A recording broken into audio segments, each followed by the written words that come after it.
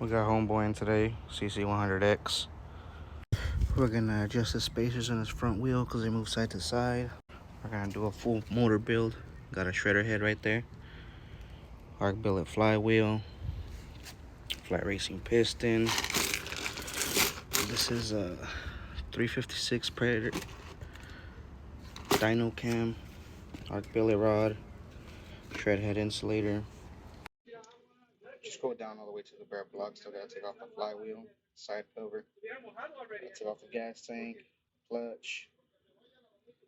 What else did I take off? The regular push rods, the head, obviously. And we're just gonna go down to the bare block first. And we're gonna start with our little 212 full build. Goes down to the bare block. Tapped and set both governor holes. Got people who worked on this engine before left garbage in there, so we're gonna take care of my boy and take that out right there and do it the right way, so you don't want no trash in there like that. So you got the bare block there. Took off that sensor.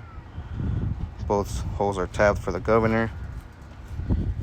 Gonna take off the governor gear, and then after we're gonna fit everything, and we're gonna probably clearance that 356 cam on the lobes for the shaft and the rod, and we'll get all to that right now. But this is the bare block. Time to jam pack it. So far I got the flat racing piston in there. I'll clean up the top right there with a rag real quick. Make sure there's no debris in there because it will score the top of your head inside the block. And got the arc rod in there. Just barely put on the little screws. Haven't torqued it down yet.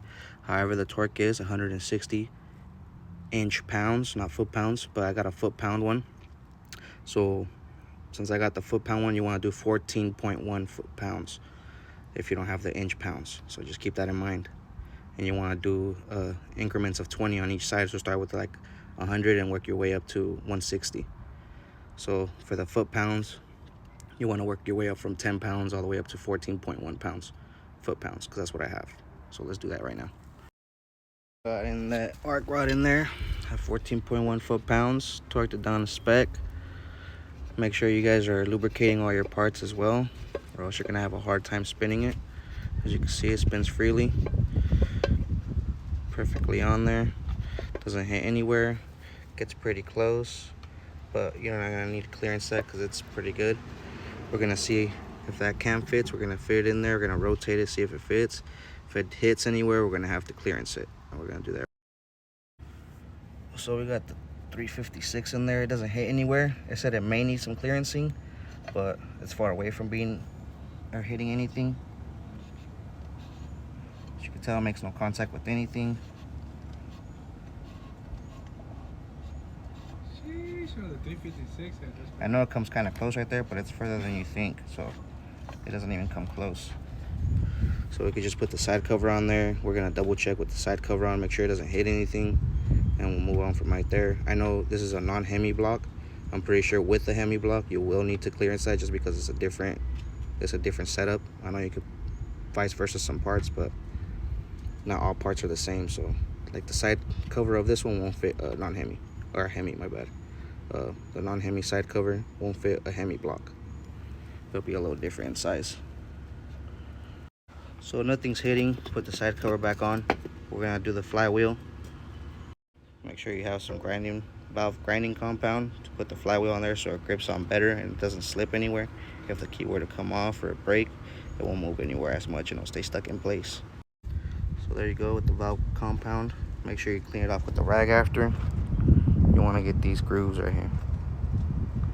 And then you torque down the billet flywheel to 65 foot-pounds. The stock flywheel and the aluminum flywheel, the 10K RPMs that you get from Amazon, those go down to 55 foot-pounds, while the billet ones, they're a little lighter. They require a little bit more pressure. You want to do 65 foot-pounds. So I got the flywheel on there. Doesn't hit.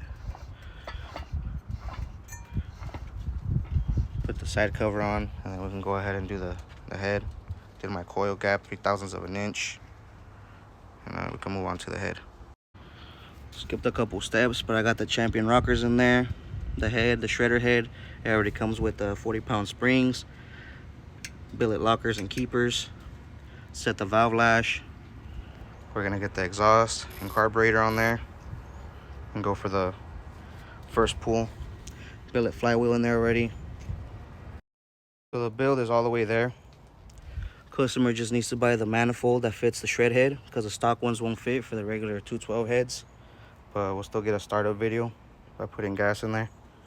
Watch how it sounds. Yeah, handle it. Go ahead.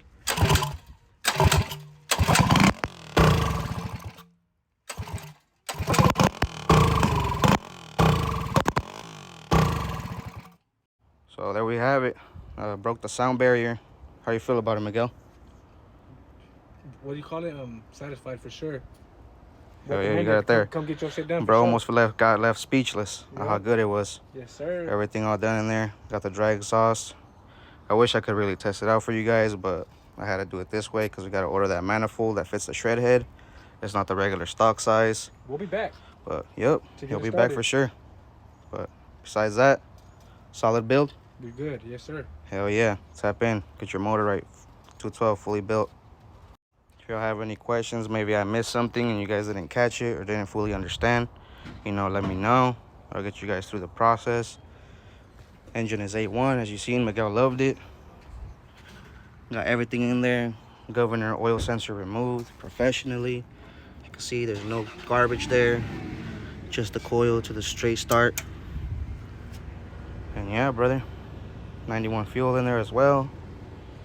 He's gonna come back, get the manifold installed with a new carburetor. I told him to get a 24 PWK, but since he got the shred head, he's gonna go up it and go to like 26, 28 millimeter PWK.